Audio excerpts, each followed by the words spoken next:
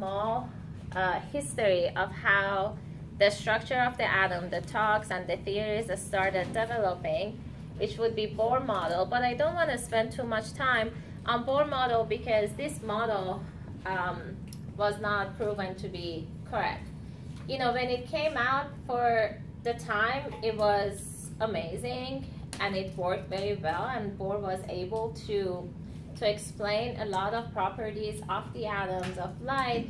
However, this model doesn't work anymore. So we use a different model, which is the quantum mechanical model for the atom.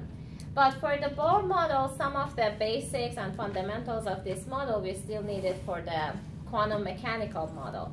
So I'm just trying to point out those things that are more important about Bohr models. But as I said, I'm not going to spend too much time on it because at the end, this wasn't a good model. But I strongly encourage you to read your textbook, and even Wikipedia at this point is not too bad. And you know, learn some history about Bohr model and how he came up with this model. Now, important things about Bohr model is that, first of all, Bohr suggested that there is a nucleus in the center of the atom, and he also suggested, and there are orbits around the nucleus where electrons sit on and they spin around the nucleus. What he suggested was discrete energy levels or orbits around the nucleus. And this was very fantastic at the time because based on his model and saying that each one of these orbits has a specific or quantized energy, he was able to explain lots and lots of properties. So I'm just going to focus on a small part of this orbit instead of showing the whole circle. I'm just going to, let's just assume that we're focusing on a small part of this and we show it with these lines here. So when we talk about atoms, energy, chemistry in general, you may have noticed that I talk about energy a lot. And we always say that our goal, nature, moves towards the lowest energy state possible. So our goal always, through a process, synthesis, whatever, is to go through the lowest energy possible because lowest energy state is the most stable energy. So in quantum, or when we talk about the structure of the atoms, we have the energy diagram, and this is our energy diagram. The vertical or the y-axis always represents energy, and it's increasing. So here are the energy level that Bohr suggested, and he numbered them 1 through, you know, whatever you have, depending on how big the atom is. So just assume that your nucleus is here. This closest energy level, which is the first energy level that's closest to the nucleus, is going to be energy level 1. Energy level 1, remember that this is the lowest energy level, meaning that it is the most stable energy level, and we call that a ground state.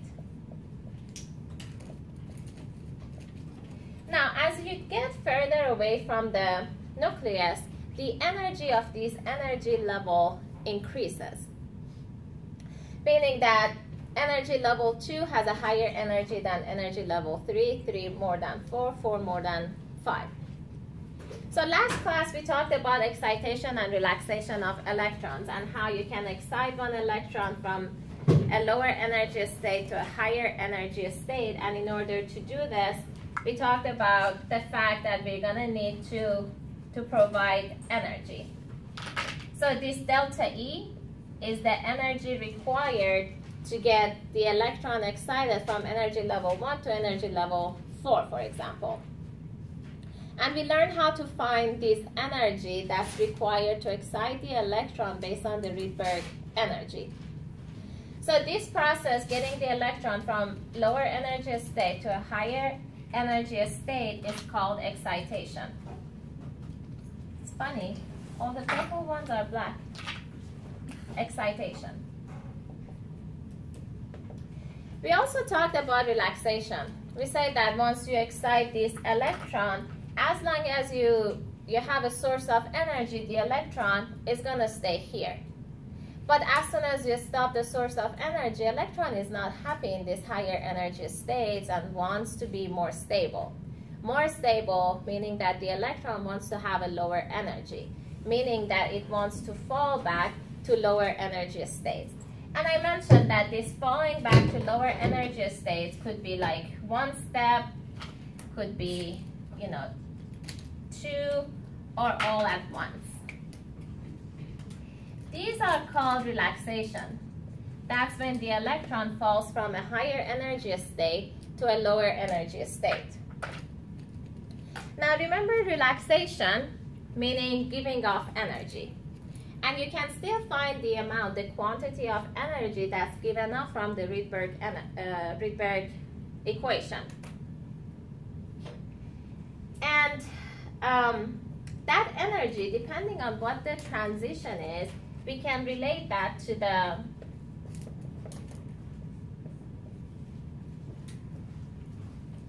wavelength of that radiation, because this energy is in a form of a radiation. So by giving off energy, the electron is going to emit light or radiation. And how do we know, what type of radiation it's giving off? That depends on this wavelength.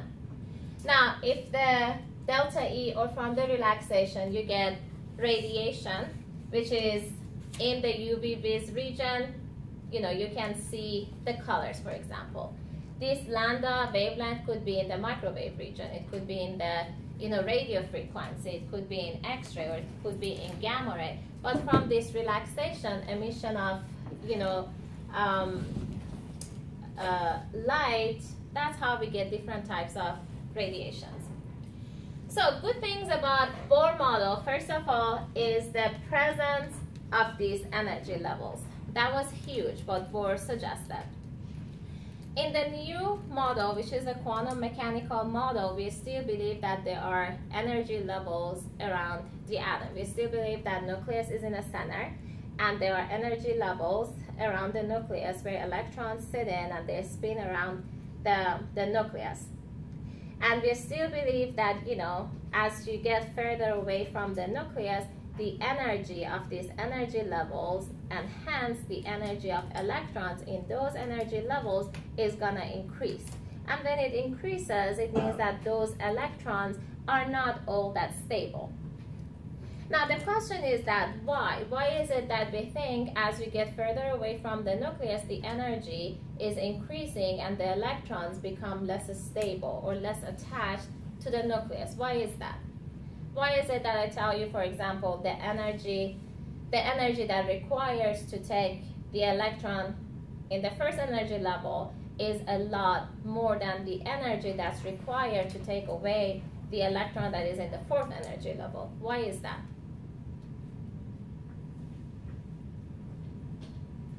Why is it that this vertical axis is my energy, and why is it that I think that the energy increases as we add up these energy levels? Why?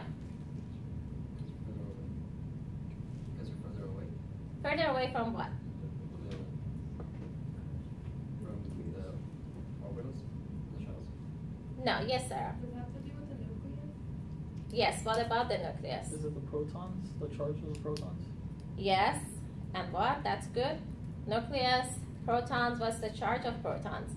Positive. Positive, very good. Now, why is the charge of protons important? The stabilizer. Like a magnet.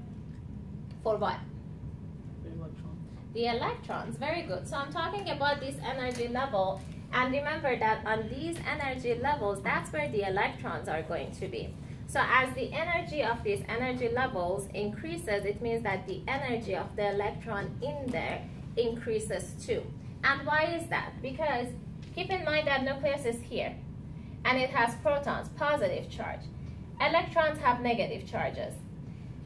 In the first energy level, these electrons are extremely close to the nucleus. So there are strong attraction forces between the positive charge of nucleus and negative charge of the electrons. As you get further away, there are still forces, strong attraction forces between the positive charge of the nucleus, negative charge of the electron, but as the distance, gets bigger, that interaction, that attraction forces become weaker and weaker. Now, the attraction forces are there. That's why electrons are not in the space. Nucleus is in there. It's pulling all the electrons towards itself. That's why the electrons stay around the nucleus. However, relatively, as you get further away from the nucleus, just because the distance between the positive charges and negative charges increases, these attraction forces become weaker. Now, become weaker, these attraction forces, what does that mean for the electrons? It means that the nucleus cannot pull these electrons that are further away all that strongly. What does that mean? It means that these electrons have more freedom of movement. Remember, electrons move in a high speed, and if you allow them to move, they're going to move faster. What keeps the electrons or controls their movement and where they go is the attraction forces of the nucleus. The ones that are close to the nucleus, attraction forces are extremely strong. This nucleus is not going to let them get away. So electrons are still going to move, but they're going to move very, very close to the nucleus here. However, when they get further away, remember, electrons move in a wavic motion, so they're going to be all over the place just because nucleus is pulling them weaker or less stronger. Therefore, they have more freedom of movement, meaning that they're going to occupy more space. Since they're going to move more, it means that the energy of these electrons is higher. Now, taking them away is going to be easier too, because in order to take an electron away, you have to apply or provide enough energy to break the attraction of nucleus for that electron. So obviously, if electrons are further away, I need less energy to break the attraction forces. So it would be easier for me to shoot that electron away or eject that electron from the atom and form a cation. But if your electrons are in the first energy level, second energy level, which is extremely close to the nucleus, you have to break a stronger bond between nucleus and electrons. So that requires more and more energy. Now that requires more energy, meaning that electrons are more stable because nucleus is pulling them so hard, so strong, that they're so stable and they're happy with what they are and what they're doing. Yes? You said to break it, you would need to bombard the, or whatever you're trying to break. Depending on where you are and how strong the attractions between the nucleus and that last electron is, you need to provide some sort of energy or a driving force to get this electron leave the atom. And that's how you generate a positive ion. That's how you generate driving force for the formation of new compounds. My question was kind of like that. It was, so if it has more electrons that are further out, does that mean that the element would be more reactive? Or it's easier, it'll react easier? Is that what it means? Keep in mind that electrons, so elements, as they come in the periodic table, they're stable, all right? So their stability, reactivity doesn't depend on how far the electrons are from the nucleus. That's only one factor. It also depends on how many electrons are available. For the electrons, for something to be reactive, it has to have unpaired electrons. I'll get there. Because, the energy of an unpaired electron is a lot more than the energy of electrons that are paired. We'll get there. So part of it is being away from the nucleus, but part of it is the number of electrons and protons that are available, number of unpaired electrons. So many factors are important. So for example, let's say hydrogen has only one electron, one proton, right? But when you get, to oxygen, 8 electrons, 8 protons. The electrons of oxygen are way, further away from the nucleus compared to hydrogen. But hydrogen is more reactive. Why? Because it's only one electron, one proton. the electrostatic forces are not all that strong. So although the electrons, some electrons of oxygen are going to be further away from the nucleus, but it's still more stable because you have more electrons, more protons. Think about it this way: if you have like two groups on two sides, let's say me and Kay, you know, it's just I'm the proton, she is the electron. Give me your hands, and we pull because that's how it works out. And just imagine if it's 3 of me and 3 of her. This pull here is going to be stronger because it's just more of us. That's how it works out with electrons and protons. So the number of electrons and protons affects the attraction forces in between them. But just the number is not enough. That's one of the factors. Many factors become important. Yes? So when you talk about energy levels, and the way electrons move, don't they also, I thought they teleport when they go to a new energy level? We'll talk about this. And then, so I was going to say, so like, what is in between the energy levels?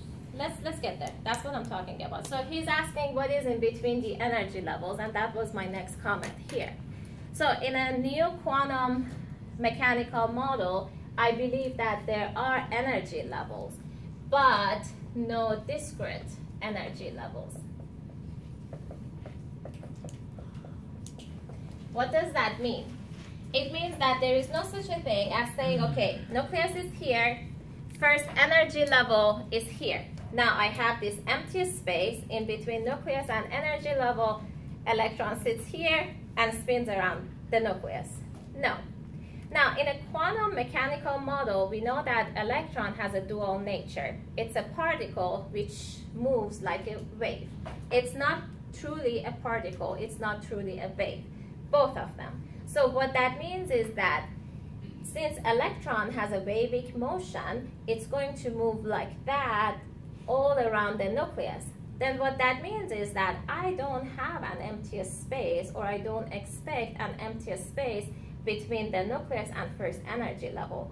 Since electron is a particle and moves like a wave, it means that it occupies all this space.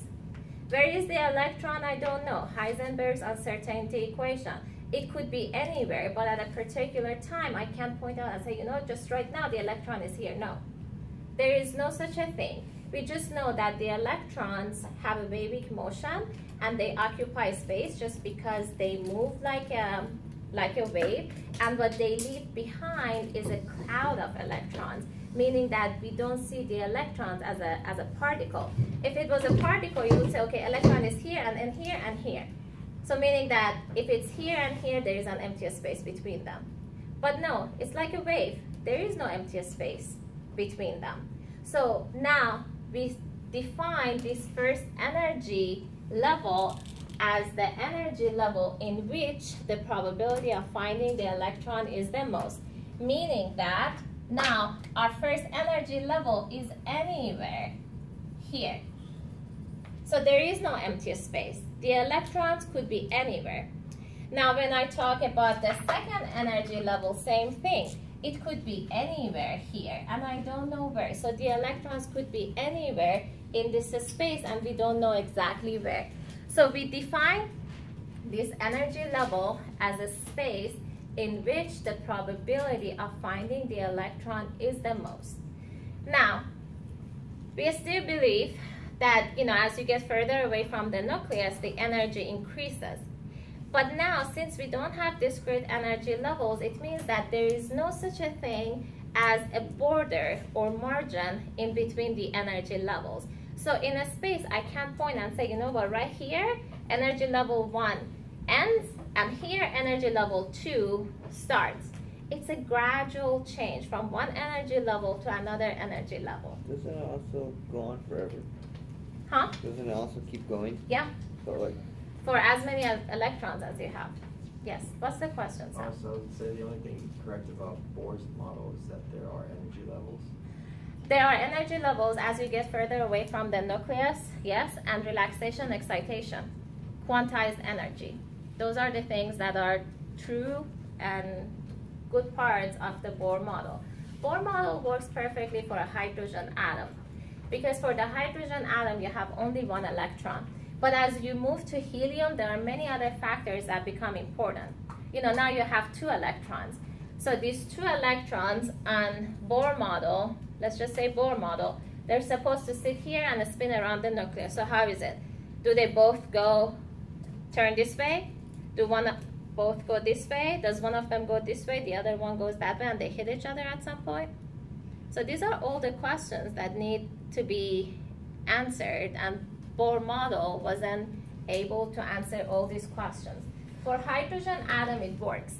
But then as you have more electrons, it doesn't work, but the fundamental, the basic in terms of energy, quantized energy and everything is still true. And it actually gave lots and lots of insight to scientists to develop this new quantum mechanical model of the atom. Any other question? Yes.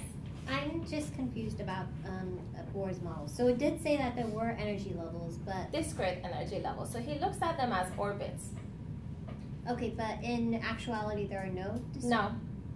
There is no discrete. There is no orbit. There is no line that I can, draw and say, oh, this is energy level 1, and electron is going to be like this. No. Electrons are going to go all over the place.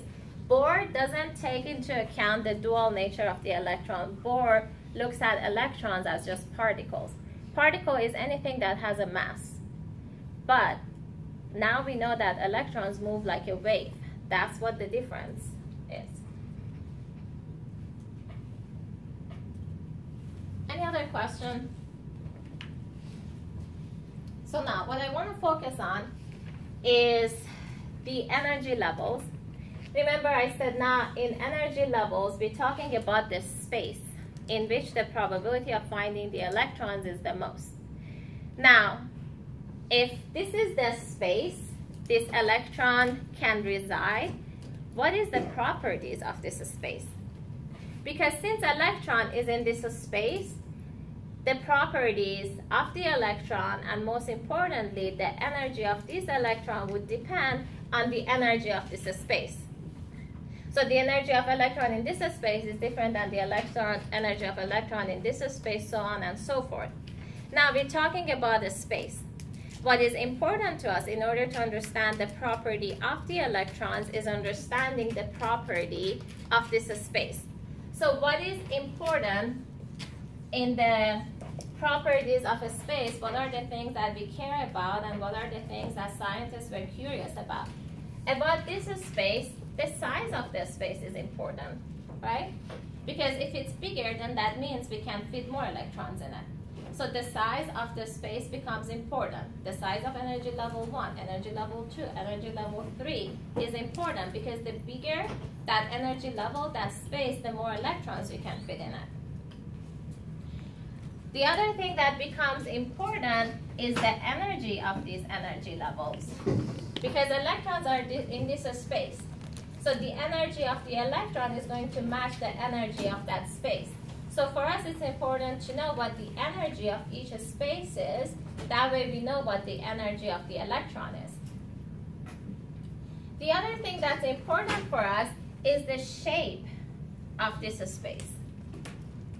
Because the shape of this space affects the coordinates of your electrons.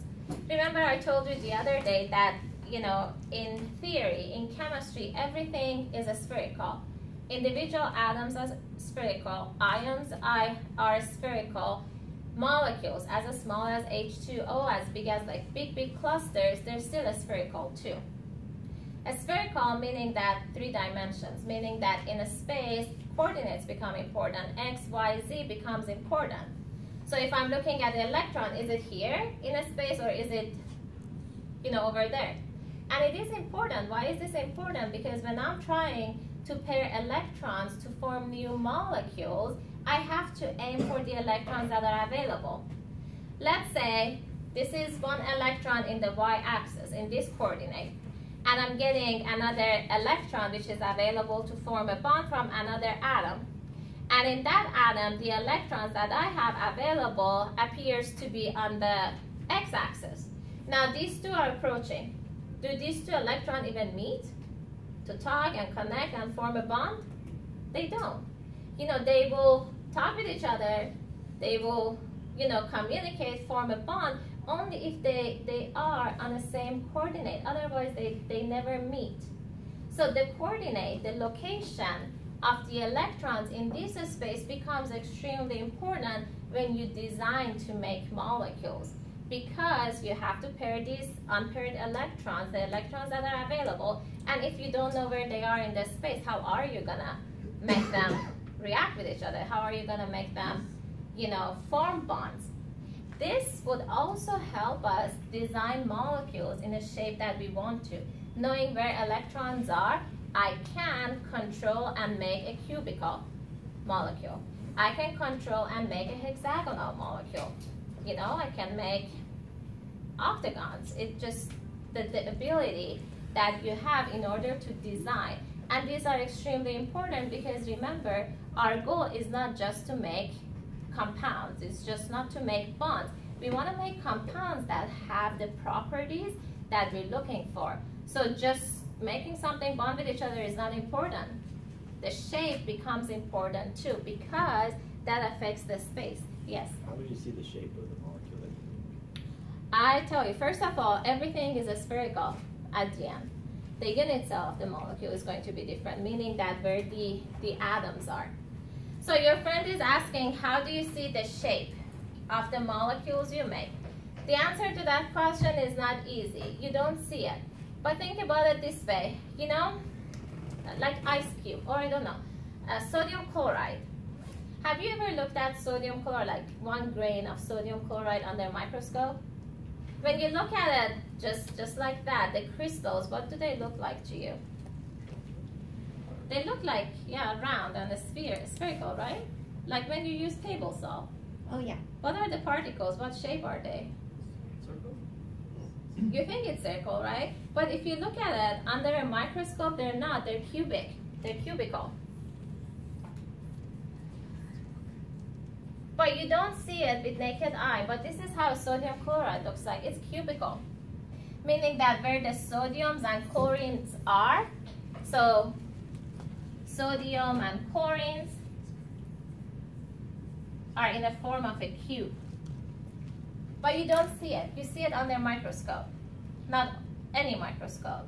But sodium chloride is easy enough that you can see it under a microscope. Oftentimes, to see what the structure of your molecule is, what the shape is, you do X-ray. It's called XRD.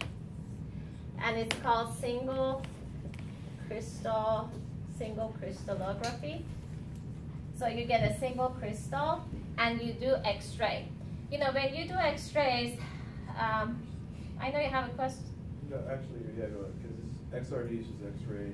X-ray for a single crystal. Okay. Single crystal meaning that, you have 2 types of solids. You've learned this in Chem 40. You either have single crystals or you have amorphous solids. Single crystals, those are the one that has a repeating pattern in 3 dimensions. Amorphous are the type that don't have a repeating pattern in 3 dimensions.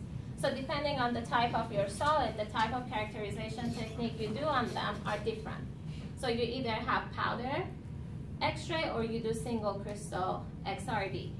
And how it works is the same concept of X-ray that you do from your bones.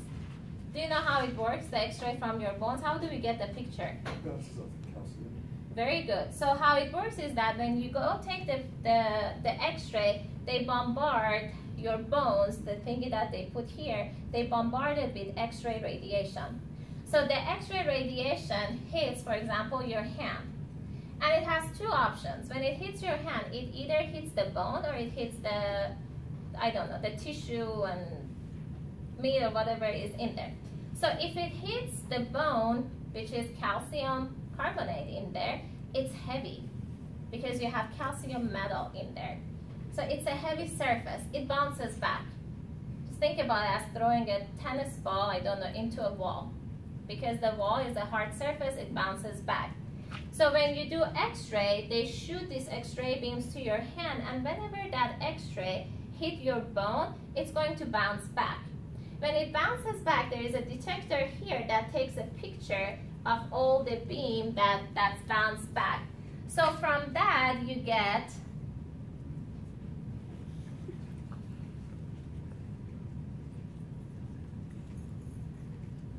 My hand is more beautiful than this in reality. You get a picture like this. And obviously, so these are everything that bounced back. And then since, you know, it's all bones and bones are unified, you integrate it, and then you come up with the picture of your hand. This is not hard because, you know, bones are all the same, so you can program the machine and it gives you this picture. But whenever it hits like a soft surface, it just passes through.